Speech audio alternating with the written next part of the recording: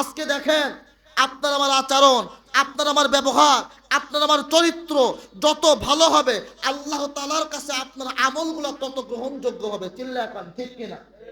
আজকে যদি মায়ের সাথে বাবার সাথে সদাচরণ করতে পারি, এলাকার মুরব্বীদের সাথে ভালো ব্যবহার করতে পারি, তাহলে অবশ্যই আল্লাহ তাআলা আপনার ইজ্জত মান সম্মান মর্যাদা আরো বাড়ায় দিবে। আজকে দেখেন আস্তে আস্তে সালাম উঠে গিয়েছে আমাদের মাঝ থেকে।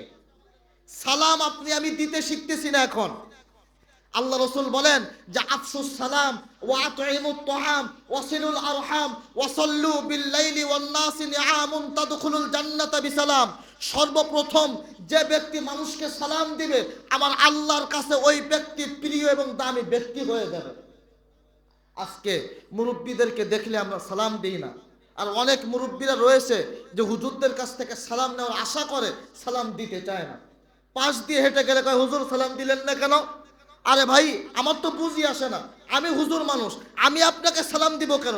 বরং আপনি তো আগে আপনি আমাকে সালাম দিবেন। আগে সালাম দিলে আল্লাহ তাআলা ওই ব্যক্তিকে বেশি পছন্দ করতেন। সালাম এরকম যে বিশ্বনবীর জামানায় দুইজন সাহাবী রাস্তা দিয়ে হেঁটে যাইতেছেন, প্রতিমধ্যে রাস্তার মাঝখানে বিরাট বড় একটা গাছ, এই একসাথে কিন্তু হাতে হাত রেখে হেঁটে যাইতেছে।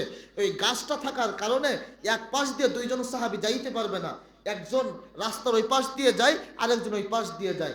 দুইজন দুই পাশ থেকে যাওয়ার পরেই আবার যখন একত্রিত হলো আবারও সালাম দিল, আসসালামু আলাইকুম। সুবহানাল্লাহ। এটাই হলো রসুলের একটা আদর্শ, এটাই হলো সাহাবীদের আদর্শ। আজকে আপনার ভিতরে সেই আদর্শ নাই, আপনি মুরব্বীদের সম্মান করতে জানেন না। আরে ভাই হয়তোবা কোনো কথার কারণে কোনো মুরব্বী কষ্ট পাইতে পারে, কেউ হয়তোবা মনে কষ্ট পাইতে পারে। আপনি যদি কারোর কাছে ছোট হন, নত হন, মাফ চান, আপনার ইজ্জত কি কমে যাবে? একটু কোন ইজ্জত কমে যাবে? সম্মান দেওয়ার মালিককে, বেইজ্জতি করার মালিককে আল্লাহ সুবহানাহু ওয়া তাআলা। এটা কিন্তু মাথায় রাখতে হবে। আমি অনেকের বলি যে অনেকে আছেন মায়ের সাথে বাবার সাথে খারাপ আচরণ করে, বয়স হয়ে গিয়েছে 40 বছর 35 বছর, এখন তারও সন্তান আছে, সে কিভাবে মায়ের পা ধরে মাপ চাবে? সে কিভাবে বাবার পা ধরে মাপ চাবে? আরে ভাই, যে মা বাবার, যে মায়ের গর্ভে তুমি ন্যাংটো অবস্থায় উলঙ্গ অবস্থায় হয়েছিল, যে মা তোমাকে শীতের রজনীতে এত কষ্ট করে মানুষ করলো, সে মায়ের পা ধরতে এখন তুমি লজ্জাবোধ করো? তুমি যদি দুনিয়ার জিন্দেগিতে ওই মায়ের পা ধরতে পারো, আমার আল্লাহর আদালতে তোমাকে জান্নাতের মেহমান আল্লাহ তাআলা অতি দ্রুত ব্যবস্থা করে দিবে। দেখেন মা কি জিনিস আর মায়ের বদদুয়া কি জিনিস, আপনাদের সামনে বললে আপনি স্পষ্ট বুঝতে পারবেন। আপনারা সকলে বাইজিদ বোস্তামির ঘটনা আপনারা সকলে জানেন। এই বাইজিদ বোস্তামির ইজ্জত, এই বাইজিদ বোস্তামির মান সম্মান বাড়ায় দেওয়ার কারণ হলো মাকে সম্মান করার কারণে, মাকে ইজ্জত করার কারণে আল্লাহ তাআলা তার মান সম্মান বাড়ায় দিলেন, ইজ্জত বাড়ায় দিলেন। একদিন যখন হজ করার জন্য খানাই কাবার চত্বরে চলে গেলেন, এই খানাই কাবার চত্বরে যাওয়ার পর হজ করা হয়ে গেল, আল্লাহর কাছে বাইজিদ বোস্তামি দোয়া করতেছে, বলতেছে আসমানের মালিক ও জমিনের মালিক আল্লাহ, এইবারে আমরা যতগুলো হাজী সাহেব হজ করলাম আমাদের হজ কি আপনার কাছে কবুল হয়েছে জানতে চাই। কারণ পৃথিবীর ভিতরে মাকে সম্মান করলে, মাকে ভালোবাসলে আল্লাহ রাব্বুল আলামিন তাদের ইজ্জত আরো বাড়ায়া দেন। ওই বাইজিদ বোস্তামি মাকে সম্মান করেছিল বলে তার কথা আল্লাহ শুনতো, আল্লাহর কথা সে শুনতে পেত। বাইজিদ বোস্তামি যখন এইভাবে দোয়া করলেন, আল্লাহ জানায় দিলেন, ও বাইজিদ বোস্তামি, তোমরা একসাথে যতগুলো হাজী সাহেব হজ করেছো আমি আল্লাহ সকলের হজ কবুল করে নিয়েছি, তবে একজন ব্যক্তি ছাড়া।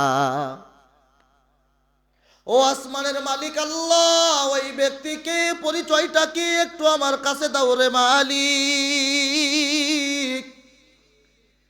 আল্লাহ বললেন যাও, মসজিদে নববীর পিছনে একটা পাহাড়ের পাশে একটা হাত কাটা একটা পা কাটা একজন ব্যক্তি দেখো পড়ে আছে, হাউমাউ করে কান্না করতেছেন। বাইজিদ বোস্তামি ওই যুবকের কাছে চলে গেলেন, নাম জিজ্ঞাসা করলেন, যুবক তোমার নামটা কি? যুবক বললেন, আমার নাম হলো হারুন। আমার নাম হলো হারুন, তবে হুজুর আপনি কি আপনার পরিচয়টা একটু দিন। বাইজিদ বোস্তামি বললেন, আমার নাম হলো বাইজিদ বোস্তামি। তখন সম্মান দিয়ে বেড়ে গেল। হারুন বাইজিদ বোস্তামির নাম শুনে হাউমাউ করে কান্নাকাটি শুরু করে দিলেন। কান্নাকাটি শুরু করার পরে বাইজিদ বোস্তামি ডেকে বললেন, ও ভাই হারুন, তোমার অবস্থা এমন কেন? তোমার একটা হাত কাটা কেন? একটা পা কাটা কেন? তুমি এই অবস্থায় আসো কেন? এর কারণটা কি জানতে চাই। ওই হারুন ডেকে বললেন, ও বাইজিদ বোস্তামি, আল্লাহ রাব্বুল আলামিন আমাকে সুন্দর দেহ দান করেছিল, সুন্দর হাত দান করেছিল, পা দান করেছিল, সব কিছু ভালো ছিল। তবে আমি আমার জীবনের সব থেকে খারাপ জঘন্য একটা কাজ করে ফেলেছি, যার কারণে আমার অবস্থা এমন হয়ে গিয়েছে। কাজটা কি? হারুন চোখের পানি ছেড়ে দিয়ে বললেন, আমার ভিতরে আল্লাহ রাব্বুল আলামিন, আমি আমার মার সাথে একসাথে থাকতাম, এক পরিবারের ভিতরে আমার মা ছিল, আমি ছিলাম, আমার স্ত্রী ছিল। হঠাৎ করে একদিন আমি আমার স্ত্রীর একটা কুমন্ত্রণা আমার ভিতরে লালন করে নিলাম। আমার স্ত্রী আমার মাকে নিয়ে আমার কাছে অভিযোগ করলো। আমি অন্য কিছু জিজ্ঞাসা করলাম না, মায়ের কাছে গেলাম, মায়ের কাছে কোনো কিছু জিজ্ঞাসা না করে মায়ের মুখের ভিতরে থাপ্পড় মেরেছিলাম। আমি যে হাতখানা দিয়ে মায়ের মুখে থাপ্পড় মেরেছি, যে মা পাটা দিয়ে মায়ের গর্ভে লাথি মেরেছি, আমার মা জমিনে পড়ে গিয়েছিল, কিন্তু আমার জন্য কোনো বদদুয়া করে নাই। তবে আল্লাহকে জানাছিল,